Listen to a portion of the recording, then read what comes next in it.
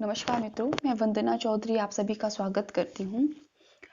पिछली वीडियो में हमने सीखा था कि जो छंद के जो गण होते हैं उनमें हम मात्राएं कैसे लगाते हैं और जो जनरल शब्द जो सामान्य शब्द होते हैं मैंने उसमें भी आपको किस तरह से मात्राएं लगाई जाती हैं उनको लगाना सिखाया था और उसके जो कुछ अतिरिक्त जो नियम थे वो भी मैंने आपको सिखाए थे। अगर आपने वो वीडियो नहीं देखी है तो आप देख सकते हैं। इसके बाद आज हम सीखेंगे कि छंद के कितने भेद होते हैं, उनके क्या क्या नाम होते हैं, उनकी परिभाषाएं क्या हैं, इस चीज को आज हम पढ़ेंगे।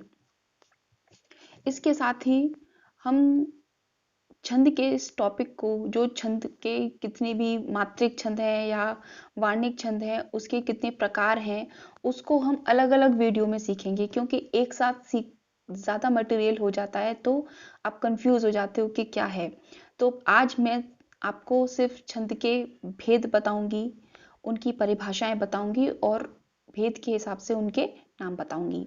तो चलिए हम शुरू करते हैं। तो सबसे पहले है छंद के भेद। छंद के भेद कितने होते हैं? कहीं कहीं आप बुक में पढ़ेंगे कि छंद के 4 तरह के भेद होते हैं, जैसे मात्रिक छंद, वार्णिक छंद, मुक्तक छंद, उभय छंद।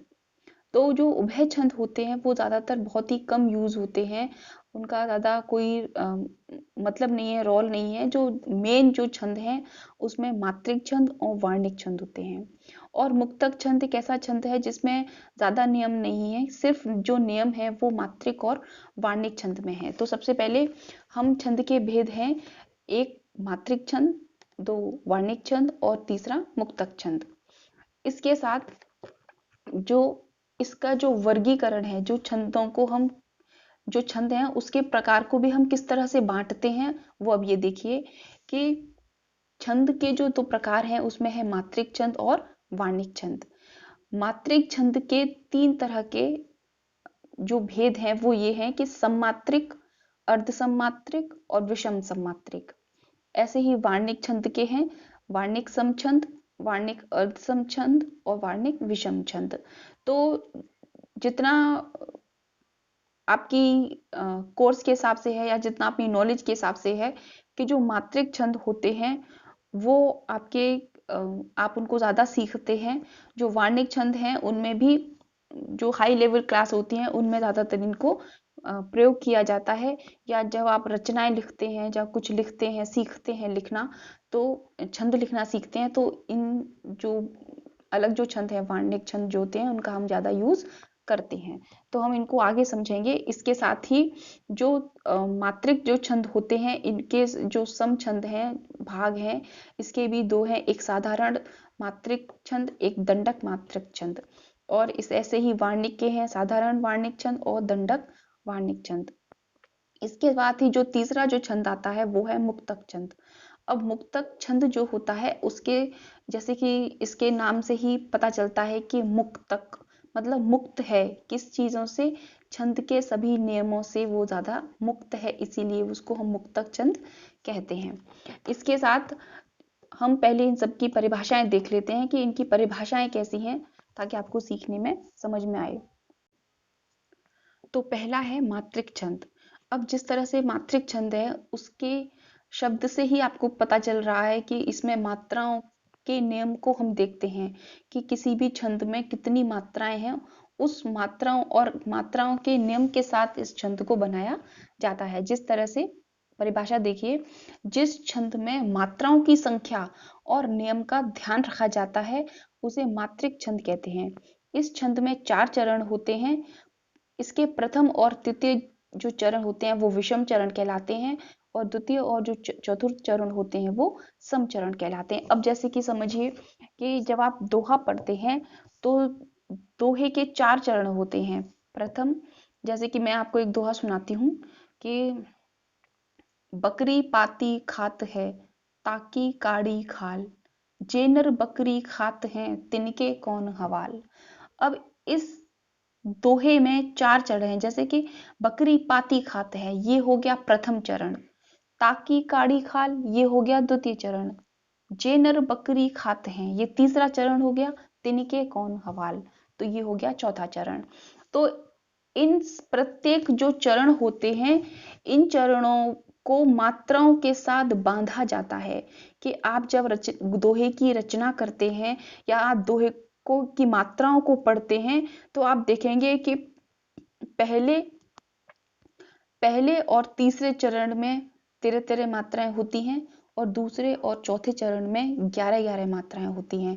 ये दोहे के नियम हैं। इसी तरह से जो मात्रिक छंद के अंतर जो भी दोहे, सोरठा, चौपाई, इस तरह के जो छंद आते हैं, उनको हम मात्राओं से हम उनकी गणना करते हैं। दूसरा है वार्णिक छंद। अब वार्णिक छंद का मतलब जो छंद वर्ण के नियम के साथ बने, जैसे जिन छंदों में वर्णों की संख्या और नियम का ध्यान रखा जाता है, उसे हम वार्णिक छंद कहते हैं।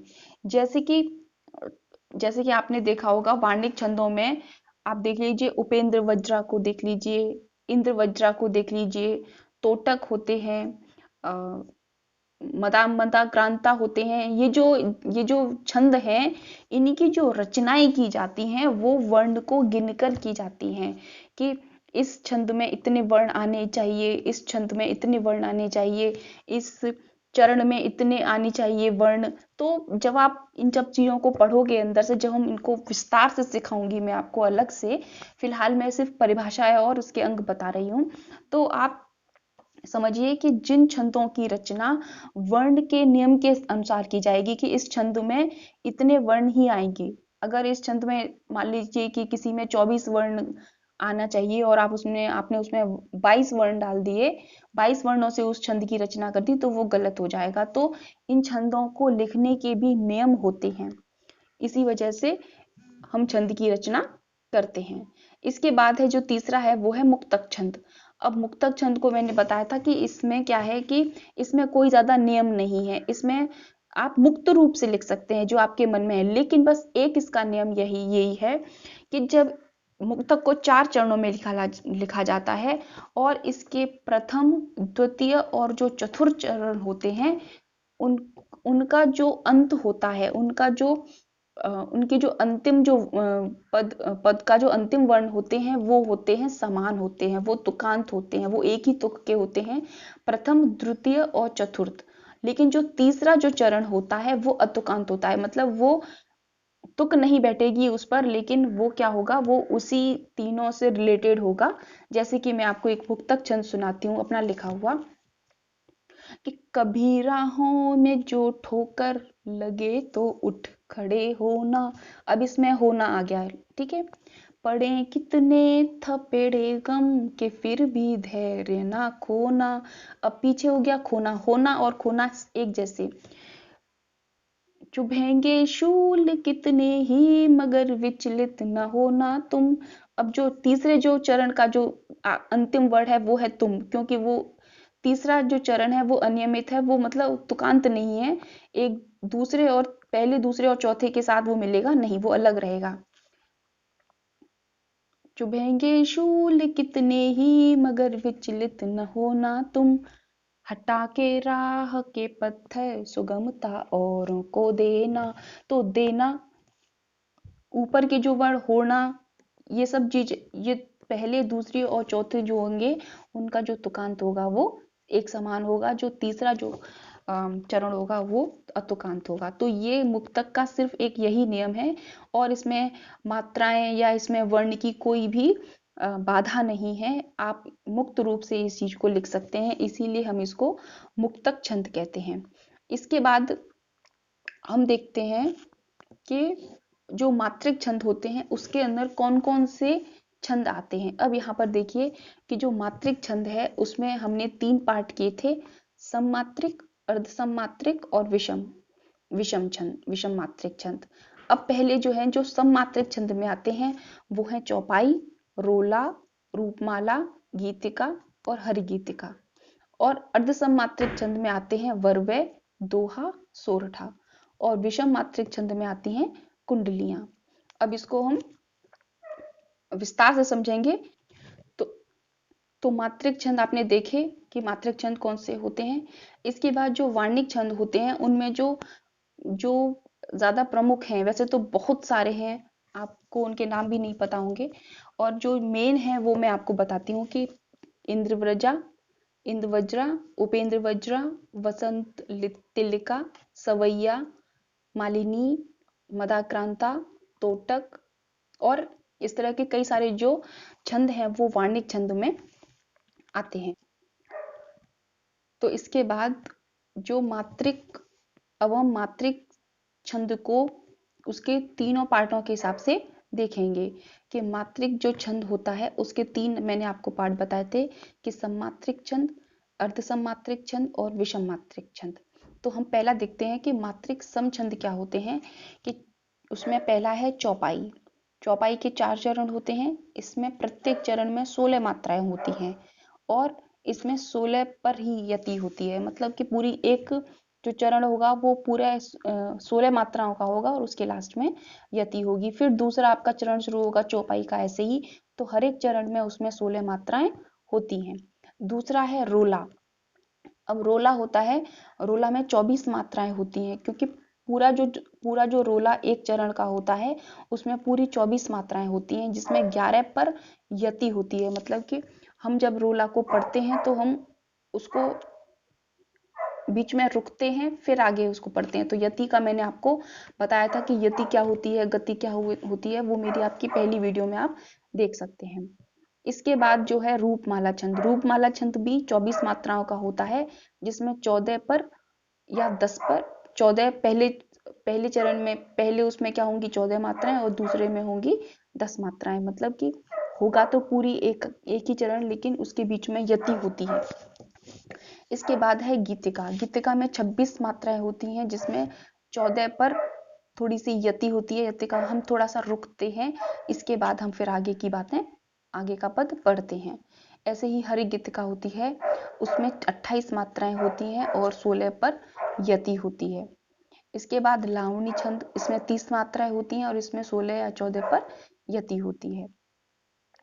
दिक्पाल एक सम्मात्रिक छंद है, इसमें 24 मात्राएं होती हैं और इसमें 12 पर यति होती है। इसके बाद जो इसका अर्धसम्मात्रिक छंद है उसके जो उदाहरण है उसमें है वर्वय, जिसमें विषम चरण का मतलब जो पहला चरण होता है विषम चरण को आप समझिए कि जो पहला 4 चरण होते हैं, पहला और जो तीसरा होता है उसको हम विषम चरण कहते हैं और दूसरा और चौथा होता है उसको हम सम चरण कहते हैं।